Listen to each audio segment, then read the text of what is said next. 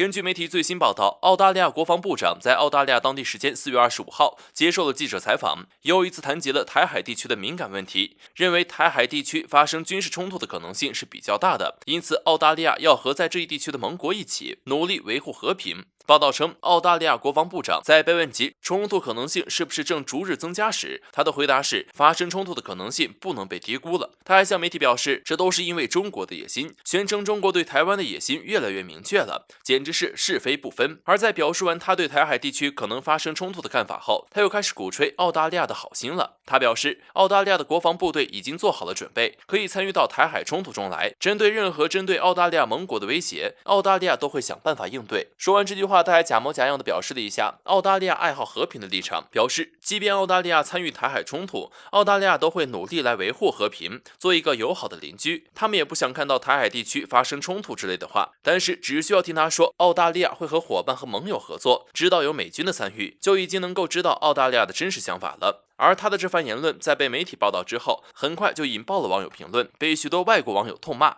一名网友理智地列出了2点来戳破澳大利亚国防部长没有说的真相。首先就是当今世界正是澳大利亚、美国、加拿大还有英国在威胁全球的安全和稳定。第2点，他提出了联合国宪章，表示任何国家都是没有权利干涉其他国家内政的，干涉其他国家内政的行为本身就不配得到尊重。也有网友一针见血地指出，澳大利亚现在挑衅中国的举动背后肯定是有黑手指使的，要不然凭澳大利亚肯定不敢这样做。澳大利亚现在就是完全听命于美国。现在有一个问题就是，如果台海地区真的发生冲突，澳大利亚会不会愿意继续跟着美国，用澳大利亚人的生命来冒险？而也有网友指出，澳大利亚现在就是对中国恩将仇报，因为在全球经济低迷的时候，就是中国独自支持澳大利亚，从澳大利亚这里购入原材料，挽救了澳大利亚的经济。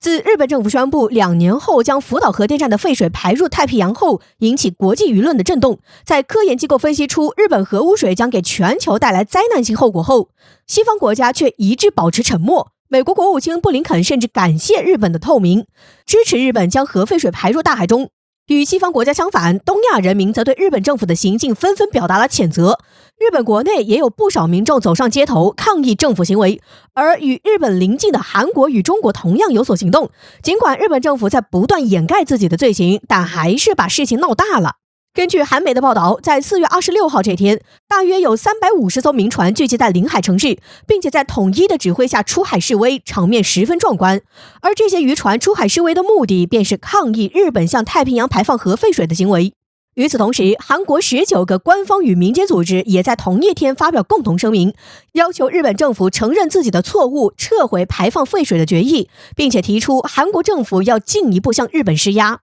作为与日本隔海相望的国家，韩国人深知日本肆意排放核废水的危害性。在韩国上下都表达出自己的诉求后，韩国政府表示要争取加入国际原子能机构的调查团，亲自去监督日本的行为。而另一个东亚国家中国则已经受国际组织邀请介入调查此事。根据环球时报报道，中国外交部4月26号声明称，国际原子能机构已经正式邀请中国加入该组织的一个技术工作小组，小组的主要工作便是评估与监督日本福岛核电站核污水的排放计划。而中国方面也回复称，将会请专家加入技术工作小组，并且会全力支持国际原子能机构的后续合作。实际上，在日本宣布倾倒核废水的时候，中国官方就多次发声，对日本的行为表达强烈谴责，并且建议在包括国际原子能机构等国际机构的框架下，要对日本排放核废水一事进行评估和讨论，并且还要与邻国进行充分的协商。可以说，此次国际原子能机构成立调查小组，中国便是其牵头人。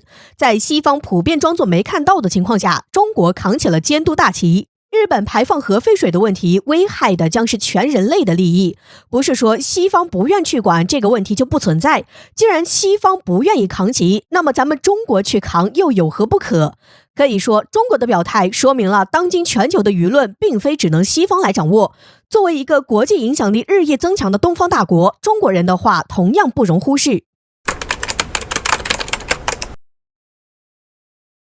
美国国家利益杂志刊登了一篇文章，作者格雷格里·米特勒维奇表示，随着中美对抗日益激烈，以至于很多人都认为两国之间发生冲突的可能性越来越大，而结果最有可能的是中国推翻全球秩序，取代美国成为全球霸主。但是这并不尽然，中国还没有当年日本更有威胁，所以请停止夸大中国威胁。说实话，美国这些年天天洗脑中国威胁论，对所有支持中国的声音都会进行打压。推特最近封号封的就特别严重，很多提到中国的或者有支持中国的账号全部封了。而且此前还有美媒爆料，美国打算每年花费3亿美金在引导中国舆论上，但是如今一看，这3亿美金怕不是要白花了。就在最近，美国非洲司令部还又拿中国做法子，看着就是要绑定中国威胁论的样子。所以其实在美国社交媒体上是难得见到一个支持中国的，但是没想到后面美媒就拆台了。国家利益杂志公然刊登这篇文章，难道是美国后院起火了？其实不然，从文章中提出的类比更多是却是贬低中国的，所以这或许并不是什么舆论转变了方向。首先，文章中列出了2个例子，其一，苏联的核弹，其二，日本的经济。当年苏联核弹如日中天，